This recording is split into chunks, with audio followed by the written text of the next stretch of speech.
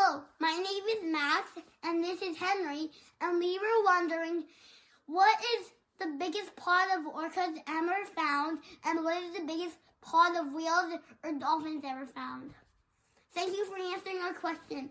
Okay, Max and Henry and Kelly, if you're listening, thank you so much for this question, and thank you for being fans of the podcast and everything that we do at Whale Tales. We are so excited to hear from you, and it was really, really fun researching your question, because this kind of question, especially when we're talking about numbers, is not something that any of us know off the top of our head.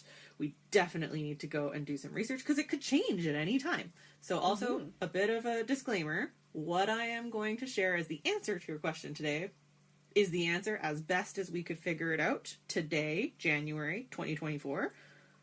But this could totally change because somebody could see a group even bigger than this, like, tomorrow. Yeah.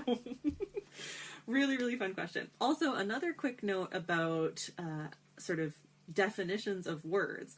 While Max and Henry asked us for the largest pod of dolphins and orcas, pod is a really funny word because I think most of us, before we really start researching cetaceans, use pod to just describe a group of dolphins or porpoises or whales.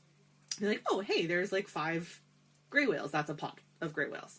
And it's only if you really start studying, especially orcas specifically, that pod has a really, like, rigorous definition to it, which is a group, yes, so a group of cetaceans, but who are known to be biologically related, but not immediately biologically related, like a matriline of orcas, for example, like a mother and all its descendants. A pod is kind of like the bigger family tree of a few different matrilines. Think, again, J-pod, K-pod, and L-pod in the southern resident killer whales. Now, I'm going to guess, Max and Henry, you were using the word the way that I certainly used the word before I started studying these animals, and that you wanted to know what's the largest group of orcas and the largest group of dolphins overall that have ever been seen by people. So that's what we researched, and it was really cool. Yeah. So, the largest group of orcas that have ever been seen is probably some orcas in Norway, because the Norwegian and Barents Seas are areas where there are sometimes about 3,000 individual killer whales. Good Lord.